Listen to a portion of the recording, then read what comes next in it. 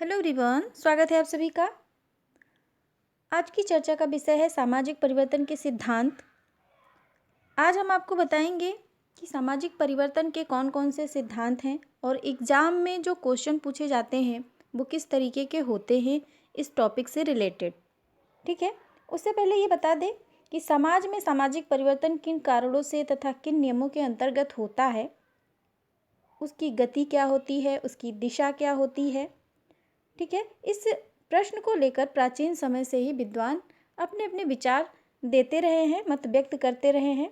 ठीक है, बाद में समाजशास्त्रियों ने भी अपना योगदान दिया। सामाजिक परिवर्तन की व्याख्या कुछ विद्वानों ने सिद्धांतों का प्रतिपादन के द्वारा किया और अपने विचार प्रस्तुत किए।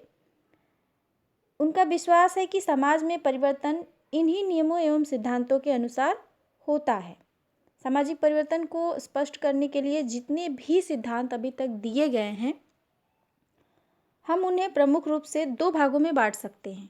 पहला, सामाजिक परिवर्तन का रेखीय सिद्धांत और दूसरा सामाजिक परिवर्तन का चक्रीय सिद्धांत। तो आज हम आपको बताएंगे कि रेखीय सिद्धांत के अंतर्गत समाज में परिवर्तन किस नियम के अंतर्गत होता है, किस दिशा की तरफ होता है, इसके समर्थक कौन कौन से हैं और क्वेश्चन किस तरीके का होता है।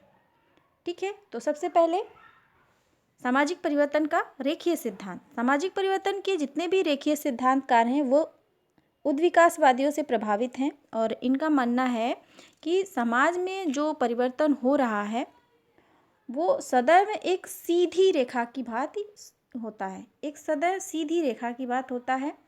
ठीक है, नीचे से ऊपर की ओर विभिन्न चरणों में, ठीक है, निर्धारित होता है कि कहाँ से कहाँ पर जाना है। ठीक है, इनके जो समर्थक हैं वो हैं August Comte, Spencer, Hobhouse, Ogburn, Leslie White, Karl Marx और थॉर्स्टीन वेबलिन। ये जितने भी समाजशास्त्री हैं इन्होंने अपने अपने सिद्धांत दिए हैं सामाजिक परिवर्तन के। सबके अलग अलग सिद्धांत हैं, एक वीडियो में सबकी चर्चा नहीं हो सकती है, इसलिए इन सभी टॉपिक पर अलग अलग वीडियो बनाई जाएगी।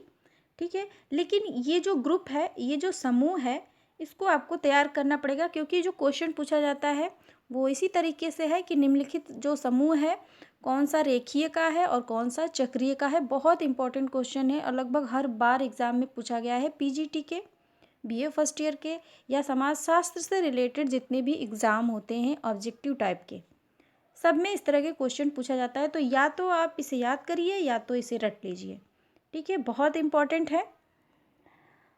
दूसरा जो समूह है सामाजिक परिवर्तन का वो है सामाजिक परिवर्तन के चक्रीय सिद्धांत। ठीक है, सामाजिक परिवर्तन के चक्रीय सिद्धांत के समर्थकों का है। सबसे पहले हम ये जान लें कि ये लोग क्या कह रहे हैं परिवर्तन को लेकर।